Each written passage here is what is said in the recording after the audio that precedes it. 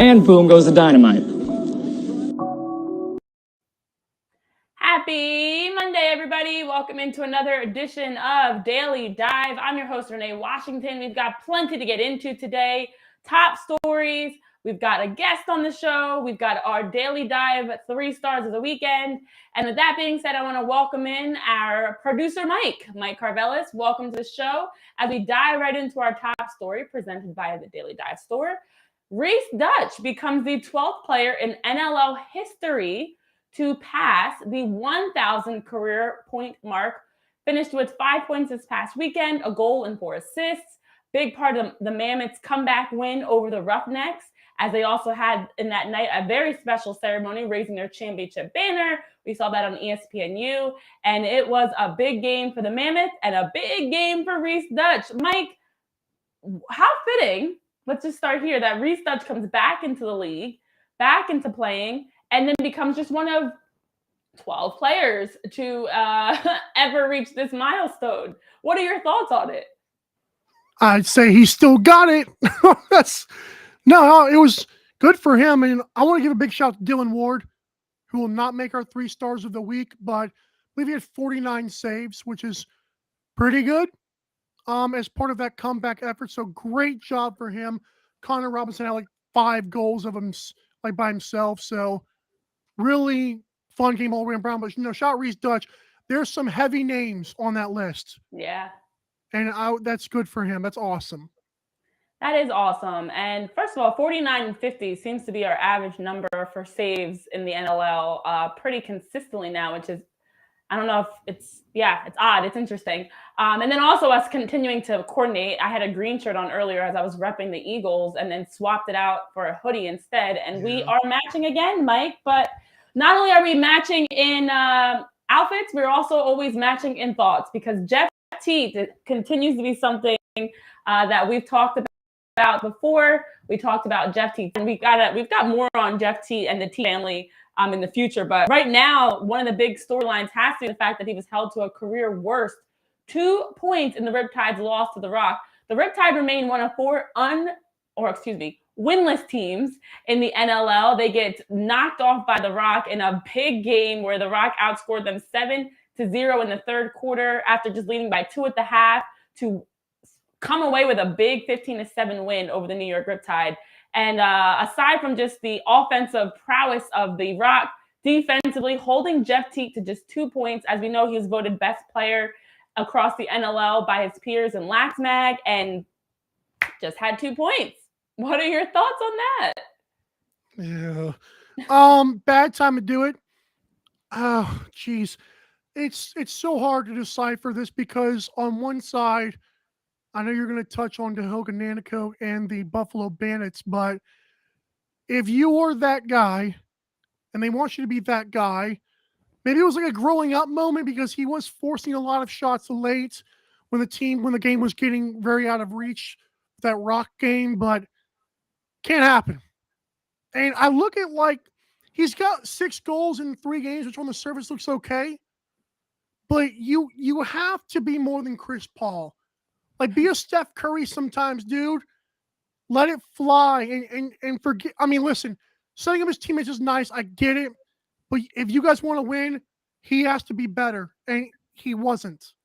Be more of a James Harden, Steph Curry mindset, where sometimes you just got to take over, even if it means you're shooting more, but not forcing shots. There is a difference. But just being a little bit more selfish around the net at times. And it's very interesting when you look at, in my opinion, what could be a sophomore slump. It's so hard.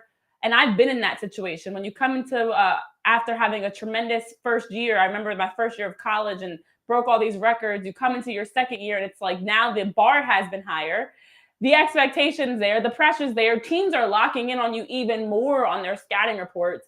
And so that's where we sometimes see that sophomore slump come into play. And with Jeff Teat, I don't think it's as much of we're going to see this all season, but it is a learning game for him. It is a teachable moment for sure that will help him at later parts of his career. So the Rock dominate that game. They come away with the win. We saw Zach Mans with a pair of goals, Corey Small with 2 goals, 3 assists, Tom Schreiber also a pair of goals, 5 assists, just sharing the ball.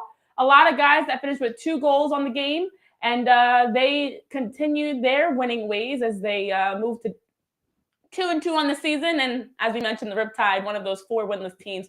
Well, in other results around the league, we saw the Wings knock off the Desert Dogs. So the Wings pick up their 2nd win of the season. Ben McIntosh finished with 5 goals and assists. Joe Resetarits, 4 goals, 5 assists. Blaze Riordan with 2 goals, 3 assists. The offense was clicking for the Wings in that win. After being tied 5-5 entering into the second half, the Wings turned the corner and the Desert Dogs could not keep up. And the Bandits, as we talked about a little bit with Dahoga Nanticoke, and we'll get into more about that as we continue through the show, they advanced to 3-1 as they had a great full 60-minute performance, knocking off the Georgia Swarm 18-9. The Swarm dropped to 0-3 on this season, and we saw some of the complementary pieces help lift the Bandits in this win. Dahoga finishes with 4 goals, 4 assists. Brandon Robinson, 5 goals, 1 assist. Kyle Buchanan, 3 goals, 5 assists. Talked about it here on Daily Dive last week of who else is going to step up, and the Bandits had answers. And then also in our last 2 games, there are 2 teams that remain undefeated, starting with the Rochester Nighthawks, 4-0 on the season, knocking off the Panther City in that 17-9 victory. And then we saw the Seals knock off our 4th winless team, the Vancouver Warriors, as they defeated them 16-11, a close game, but a victory. Dane Dobbie finishes with 4 goals, 2 assists. Austin Stotts, 4 goals, 3 assists. Curtis Dixon, 3 goals, 2 assists. 3-headed monster, dare we say? But it's the Seals and the Nighthawks, 4-0, as we talked about last episode, who is going to be the last standing team that is undefeated. And they both continue their winning streak, and we'll see if this week will be the week that we get an answer to that question. So we've got more questions that need answering. So why not bring in the man that does so many things across the NLL, Thunderbirds analyst. He works with the NLL on TSN as an analyst as well. Pat Gregoire will be joining us here on Daily Dive. So we've got more to get into as we've had a chance to talk through some of the recaps of this past weekend. Congratulations again go out to Rhys Duch on becoming the 12th player in NLL history to pass that 1,000 mark for career points. And congrats to our undefeated teams, and not so many congrats to those winless teams. So more to come here on Daily Dive. Don't go anywhere. We'll be right back with our guest, Pat Gregoire, joining us in just a few moments.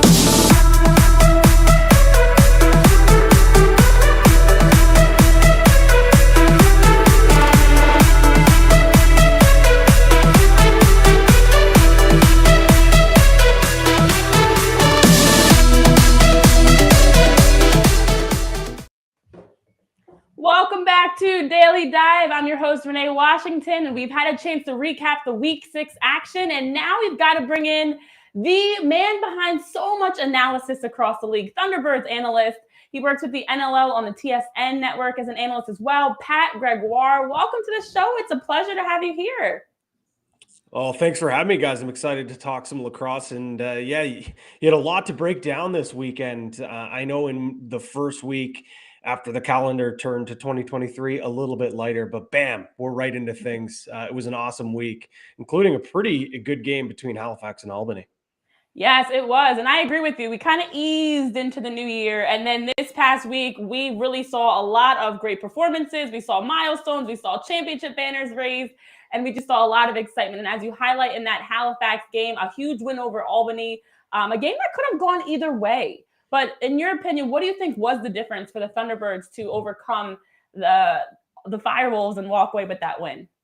I think it was the firepower and the depth of scoring that this Thunderbirds team has. And in years past, that's kind of been the thing that separated them from an elite team to being just an average team, a team that's going to make the playoffs. We're seeing what Randy Stotts is being able to do. Truly, in my opinion, right now, I think you could make a strong argument for him for MVP. And it's really rejuvenated Cody Jamison's game. He is playing like he's in his prime right now. And when you have so much attention on those guys on each side, it allows a guy like Rhys Duch to go off. Another 4-goal performance for him. He is having a great season. And I just think that veteran leadership with the depth scoring allowed them to figure things out in that fourth quarter. I believe it was 4 straight goals to end that game to really put their mark on this game and allow them to separate from the pack.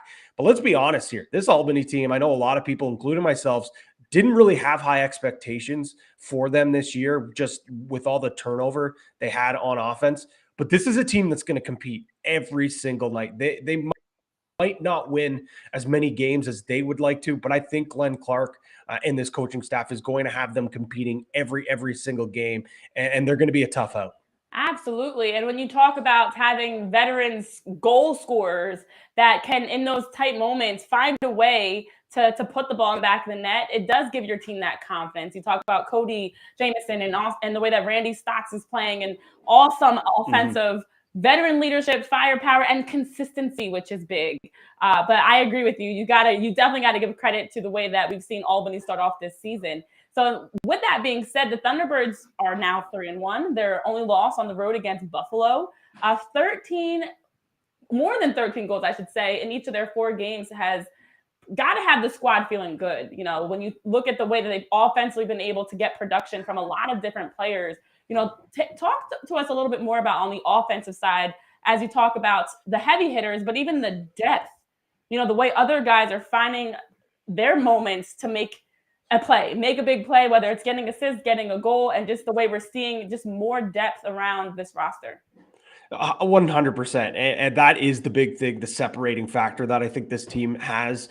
Championship aspirations. Yes, there are some things they need to figure out in other aspects, but I mean, there's no denying when you look at some of the top teams in the league, there's no doubt this is one of the best offenses and one of the most dynamic, and it is depth. Of course, we could talk about Stotts and Benesh, Jamison and Peterson, who are our top, but I mentioned Rhys Duch having an unbelievable goal scoring season, 13 goals in just 4 games. Eric Fennell, another big game out of him. He is a depth player that does a lot of the small things, like picks up those loose balls, sets great picks. He's a guy that doesn't need the ball in his stick to be a game changer, but he is now showing that he has that ability to score when given. That goal he scored this weekend with one hand on the stick, unbelievable stuff from Fennell. He always has the flair for the dramatics and will score those beautiful goals, but it's always the timely goals. A scary thing for me with this offense is, Austin Shanks hasn't really even heated up yet. He missed his first game, had a work commitment. If this guy can start finding the back of the net, this offense is going to be so scary and so tough to defend. They're a fun team to watch. But the only thing for me with this offense, we've seen them do this in the past. We've seen them come out hot and they hit the halfway point and things start to go cold. I want to see what this team can do when they do hit a little bit of a roadblock here, or they hit a speed bump offensively. Are they going to be able to turn around? I think they do, because as we mentioned, the leadership that they have up front with Stotts, with Jamison, with Benesh, they're going to be able to turn things around when things start to get a little bit hairy. Yeah, as you mentioned, it's a long season. And that's why I know we've been highlighting here the fact we do have 2 undefeated teams. We have 4 teams that haven't won yet. We have teams that are in the mix. We have players already, as you talk about it, Randy Stotts. I love that point you're making about being somebody that's in the MVP conversation. But it's a question of who can continue this throughout the remainder of the season and continue playing at this high level. But it was a close battle for 60 minutes as we talk about that 14-11 win. Another game, as I mentioned, where we see the Thunderbirds able to put up over 13 goals in a game, which in itself is hard to do in the NLL. But they also have to face Albany again, which is also tough to do when you talk about beating a team in a close game, and then you have to face them again the next weekend. What's it going to take for them to continue this success, but also continue the home success and winning at home? Well, that's one thing. I know, take it or leave it. I am a true believer in home field advantage. I think it is a real thing, especially in the game of lacrosse, and especially with this Halifax team. It's been over a month since they've had a home game. This T-Birds fan base is hungry for a home game. They want to see their Thunderbirds play again. I think they're going to be loud. And this Albany team is a team that I know I mentioned that they play tough against everyone, but last year they were 2-0 against the Thunderbirds. They came in to Halifax and beat them. Yes, the offense looked much different, but they have the same philosophies. They're a tough team to play with. They run the ball well up the back end. They've got great goaltending, and their offense proves that they don't care who scores. As long as they're scoring goals, they're happy. They share the ball well. So Halifax, I think what they want to do is make this a high offensive game, a goal scoring shootout, if you will, because I don't think Albany has the firepower to keep up with them. But I do think if this is a low scoring, grinded out game, the advantage starts to go for Albany. So I think it's got to be a hot start, and it's got to be capitalizing on all your opportunities that you can get, because I'll be honest, when I saw that Doug Jamieson was not going to start this game, he was put on the PUP list, and in comes Justin Geddes, I thought this could be a long night for the young goaltender, but once again proving that he is ready to be an NLL goalie. 61 saves, unbelievable performance from him. So it doesn't matter if it is Jamieson or if it's Geddes. The Halifax Thunderbirds work really hard to score some goals, and I'm really looking forward to a rematch. I love seeing these home and home contests between NLL teams, because me personally, being a coach, being someone who likes to analyze the games, it gives just the coaches 1 week to dive in through the tape. What worked well, what didn't, what adjustments can we make? And both these coaching staffs supremely smart. So it's going to be a chess match between these two coaches as well. And also with the quick turnaround, there's no time to really even focus on that last game. It's let's look ahead to the next one, and being that it is the same opponent, oftentimes you play somebody different. It's a different scouting report. It's a different film. You are the film. You just played them last weekend. So there's no time to really harp on how you won, how you lost, because the next weekend it's going to only be tougher. But as you mentioned, and I want to get your thoughts before we wrap up here, it is a long season. There's definitely a lot of between injuries and maybe a conflict of work or whatever it may be that can play a factor as the season is going on. But we are into week 6, and I'm definitely curious. You already made one plug for Randy Stotts being in the MVP conversation. On the team side, who right now, as we've already had a chance to talk Thunderbirds and Firewolves, outside of those two teams, have you been really impressed with and how they started off the season?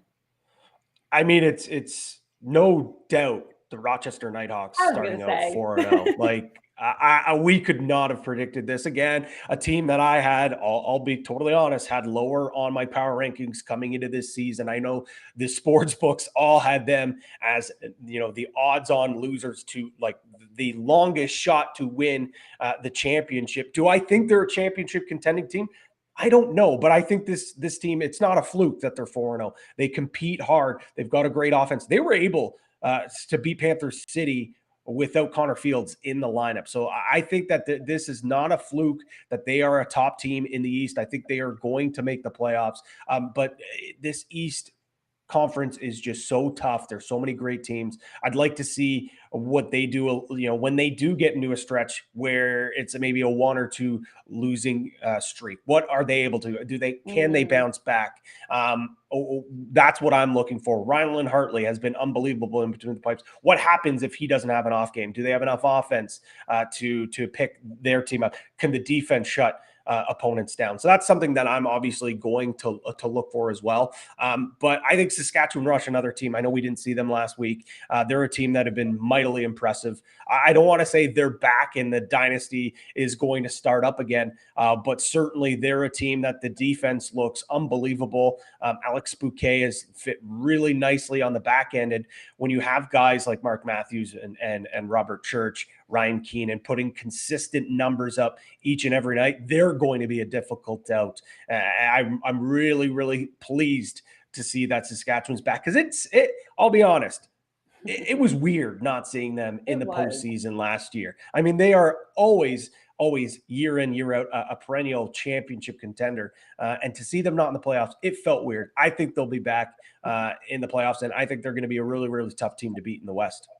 Yeah, two great teams that you highlight because you talk about with Saskatchewan having the veteran leadership. I know we talked about that with Halifax, and also a team that has always been in the postseason, whether winning championships or at least there. So it is Yep. weird to have an NLL postseason without them, and it looks like this season we'll be back to possibly having them in the playoffs. And on the other side for Rochester, nobody could have expected this 4-0 start. And the way that they are playing, clicking on all cylinders, and like you're saying, finding ways to get wins, finding ways next man up mentality to grind out games. So it is a matter of can they continue doing this week 7, week 8, all the way through the season as they have that tough stretch, whether it's the opponents they're facing or just the on-field challenges that come with it. So lots to look forward to as we've got plenty of lacrosse coming up. So Pat, we thank you so much for taking time to join us and talk about the Thunderbirds and the Firewolves matchup, and also give us some hot takes on your predictions so far based on what you've seen. So thank you, and definitely have to have you back on in the future. I'd love to. This was a lot of fun. I can't wait, and enjoy the games. We got lots of them this weekend. Oh, yes. It's only ramping up from here. We're not slowing down whatsoever. Pat Gregoire, everybody, Thunderbirds analyst, TSN analyst, covering the NLL in so many different capacities, bringing the insight, as you just saw, from the great information he was just sharing and breaking things down, and plenty more to look forward to. But before we look ahead, we've got to look back one more time and take a look at our Daily Dive 3 stars of the weekend. And it's hard to pick just 3. We've seen so many great performances, but producer Mike and I are going to do our best to pick only 3 players that we saw that really stood out to us this past weekend. So don't go anywhere. We've got more to come here on Daily Dive.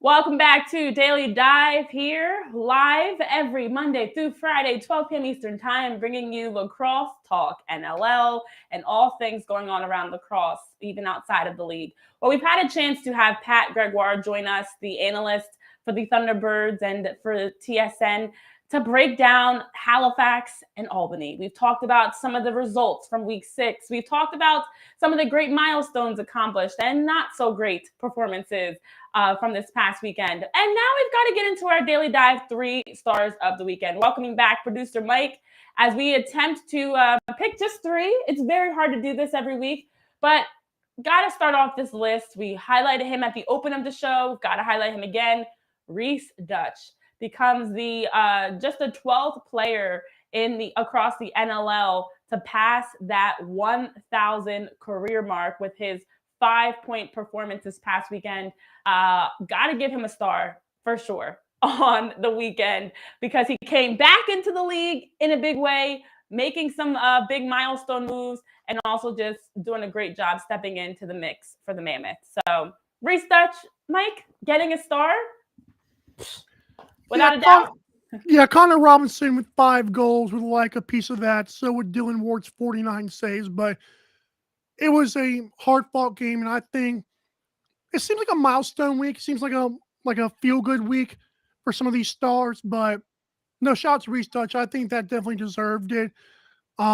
Really, really fun stat there. Like I said, those are some heavy hitters on that list. Yeah, it's tough to pick. And honestly, a big part of this is not only looking at the overall stats. We're looking at more than just what are your final stats, because as we know, there's more to helping a game. Obviously, stats and goals and assists do matter, but there's more of it's also the timing or, the plays that really change the momentum of a game, or even the plays that you make that your team might be struggling and you are someone that's helping to keep them rally. And that's why our second star is going to Callum Crawford.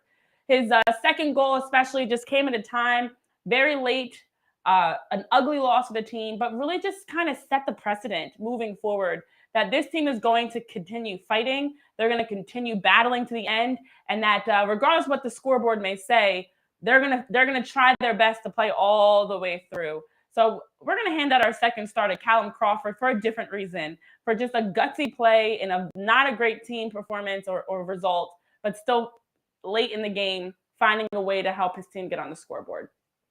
Yeah, they compare it to a pick six.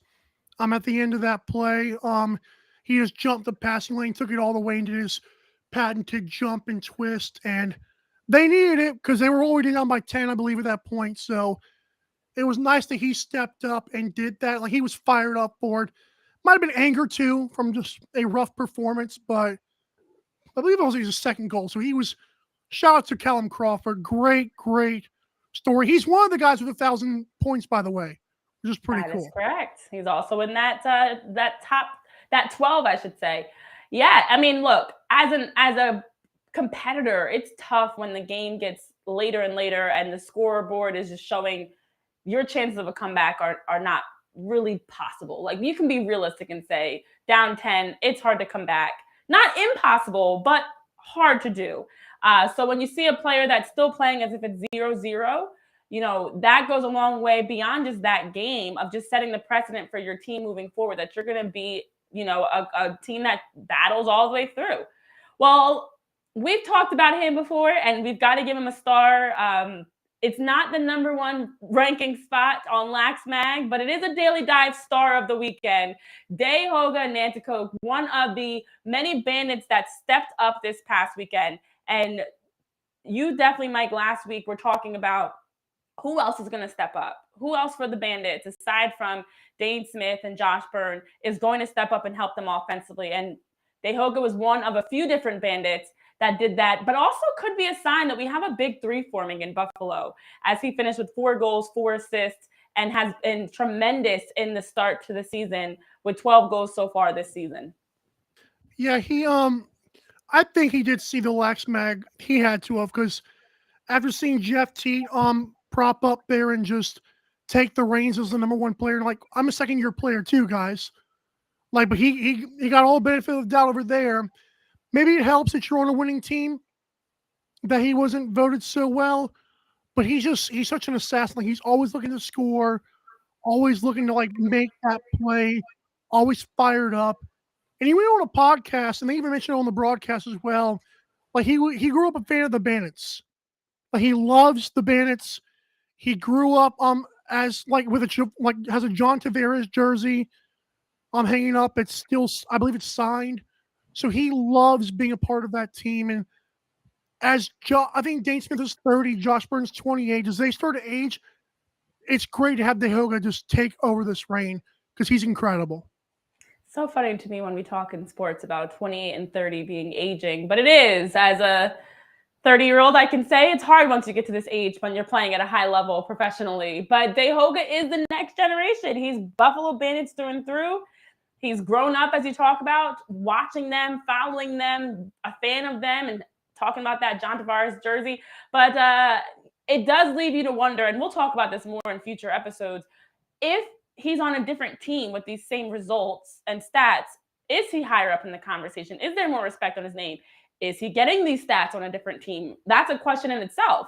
So I think that's the tough part with having Dane Smith and Josh Byrne around you, that people can easily misconstrue your success as their success, or question if it's only a result of them. So we will have to dive into that more as the show goes on later on in the season, and we continue to watch how Daehoga progresses and matures in his second season. So plenty going on around the league, as we talked about with our guest, Pat Gregoire, Thunderbirds analyst.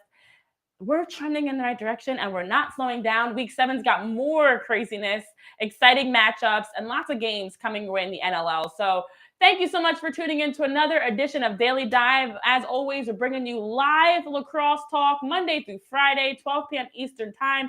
Great guests, great topics, and giving you a little bit of everything. So for producer Mike, I'm Renee Washington saying thanks for tuning in. Be sure to hit that subscribe button and follow us at Daily Dive Lax, LAX, across all things social media to keep up with the show each and every day. as we're bringing you more topics, more news, and diving deeper into all things lacrosse. So have a great rest of your Monday, and we'll see you back here tomorrow for more chatting on Daily Dive.